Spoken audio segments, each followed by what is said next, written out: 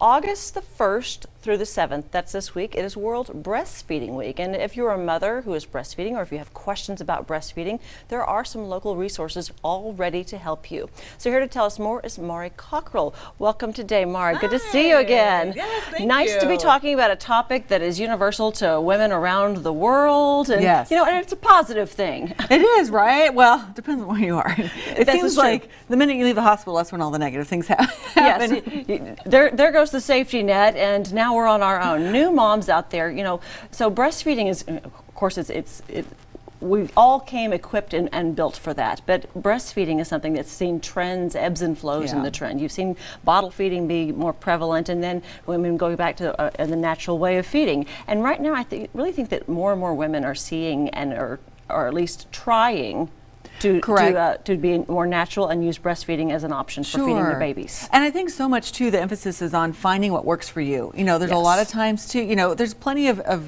very valid, not that there ever is an invalid, but you know, you just got to feed your baby the best way that works for you and your family. Lots of scenarios, so you know, there's no right or wrong. Yeah, but if you do want to go ahead and take breastfeeding as the course to go, you need help. I mean, that's I think the biggest thing is that you think, oh, I'm just going to go, your baby's going to come out, and there can be a lot of roadblocks to get through. Sure, they can. And I think that, you know, I'm here on behalf of our health district and our WIC, Women, Infant, and Children office. So just want folks to know, hey, be prepared for those bumps in the road, and there's people out there to help you every step of the way. And so with this being World Breastfeeding Week, I had some of those numbers up with our local office. There is a lactation consultant that you can call. There is a 24-hour hotline that you can call, because we all know this is happening. You have problems or realize you have a problem, you know, you're in pain. There are a lot of things that can go right. There are a lot of things that can go wrong, though. And as a new mom, and every child is different, and if you're a mom out there, you know this. You think just because you did it the first time and everything was fine and easy, doesn't mean it's easy breezy the second child. Absolutely. We were both saying we had the same situation. My first was easy, 19 months, and then the second one, breastfeeding, I should say, and then the second one, not thinking too much of it, and about 2 weeks in, lost our latch, and it was painful. And and that wasn't dealing with maybe mastitis or some of those other things that are out there. So, but all it took, though, was reaching out for that help, and having, at that time I had a doula that was helpful, and she was able to visit me twice.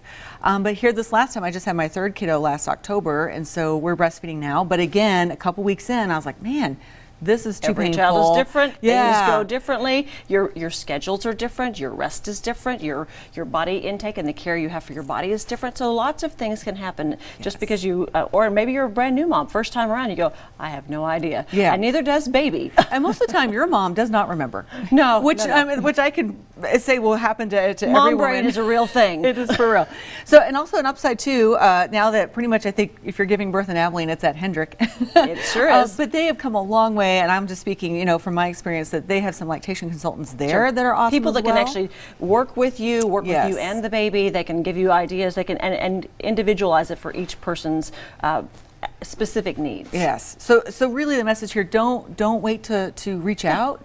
And don't give up if this is something you're really passionate about. If you really want to do this, there are people that are there to help you. Yeah, and then also you might need that other more experienced eye to see that maybe you do have an issue going on, and it's okay. You know, don't let yourself give yourself some grace and say, maybe I do need to go to formula. Maybe I do need some help somewhere else. Totally cool. What's important is that, you know, again, every scenario is different. I mean, supplementing, whether you're pumping, if you need a breast pump, these kind of things are available. The lactation consultant tell you how to hold the baby, which way works best, all different kinds of things that are available. So WIC has these things available. Yes. The Women, Infant, and Children with the City of Abilene, and of course the lactation consultants. And the Leche League's been around for a long time, and they're still here. Yeah, they have classes and just support groups that get together. But for example, I wanted to really stress the hotline. It's a 232-5651.